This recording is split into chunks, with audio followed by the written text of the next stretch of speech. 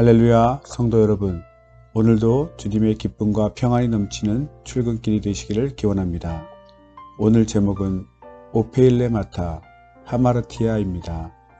본문 말씀은 누가복음 11장 4절. 우리가 우리에게 죄 지은 모든 사람을 용서하오니 우리 죄도 사하여 주옵시고 우리를 시험에 들게 하지 마옵소서 하라. 우리 모두는 아침 출근길이 즐겁기를 바랍니다. 사랑하는 가족을 뒤로하고 또 다른 사랑하는 회사 동료들을 만나서 함께 일할 소망과 기대감으로 출근합니다.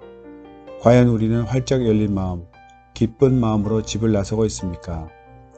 마태복음에서는 죄에 대한 단어로 빚 또는 부채의 뜻을 가진 헬라어 오페일레마타를 사용했습니다.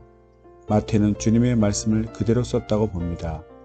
그런데 누가는 같은 죄에 해당하는 단어로 하마르티아를 썼는데 누가의 하마르티아 단어는 오페일레마타를 2차적으로 해석한 것으로 보입니다.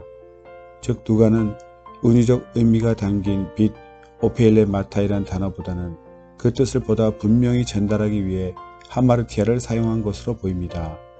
신약 성경에서 흔히 죄로 번역되는 헬라어 원어는 하마르티아입니다. 그 뜻은 어떤 목표에 미달되었다입니다. 다시 말해 죄는 어떤 목표에 미달되었다, 즉 하나님께 마땅히 해야 할 바를 하지 않았다로 해석할 수 있습니다. 출근하는 회사에 또는 퇴근하여 돌아오는 집에 미워하는 사람이 있다면 그 길은 지옥으로 내려가는 길과 같이 마음에 큰 고통이 따를 것입니다. 그 고통에서 벗어나려면 미움의 대상을 용서해야 합니다. 원수를 위해 축복 기도를 해야 합니다. 그래야 내가 살 수 있습니다. 내 마음에 미움을 품고 있다면 독배를 마시고 있는 것과 같습니다. 자신을 서서히 죽이고 있는 것입니다. 하나님의 계명은 원수를 사랑하라입니다. 즉 용서하고 화목하게 지내라는 것입니다. 이 계명을 지키지 않는 것이 곧 하나님께 대하여 마땅히 해야 할 일을 하지 않는 것, 곧 죄를 짓고 있는 것 하마르티아입니다. 빚을 다 갚지 않았기 때문에 마음의 기쁨도 평안도 없는 것입니다. 죄를 지은 자는 하나님의 평안이 없고 하나님이 두려워 하나님을 만나기가 꺼려집니다.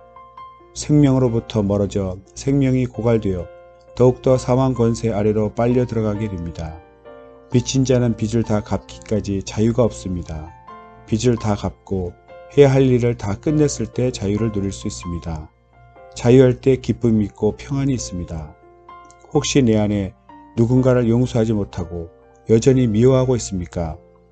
미움과 원망이 내 영혼에 독이 되어 생명을 도적질하고 있습니다. 미워하는 동안은 어둠에 갇힌 것과 같습니다. 요한일서 2장 11절. 그의 형제를 미워하는 자는 어두운 가운데 있고 또 어두운 가운데 행하며 갈 곳을 알지 못하나니 이는 어둠이 그의 눈을 멀게 하였음이니라. 어둠 가운데 있으니 얼마나 불안하고 답답하고 두렵겠습니까? 하나님이 원하시는 것은 우리가 속히 회개하여 마음에서 죄, 곧 어둠을 몰아내고 하나님의 사랑의 빛 가운데 다시 거하는 것입니다. 하나님의 사랑을 다시 회복하라는 것입니다. 이 새벽에 하나님이 죄인된 나를 사랑하사 용서하시고 화목한 관계를 이루어 주신 것을 기억하고 감사함으로써 주님의 사랑의 능력을 힘입어 내 마음을 힘들게 하는 자, 원수 같은 자를 위해 축복해야 합니다. 그리하여 내 마음의 죄를 씻어내고 하나님이 주시는 기쁨과 평안이 넘치는 나날이 되도록 기도합시다. 하나님 아버지, 나는 원수를 용서할 능력이 없습니다. 나를 용서하신 하나님 아버지의 크신 능력으로 나를 채우사 원수를 용서하고 내 영혼을 자유케 하옵소서. 아멘.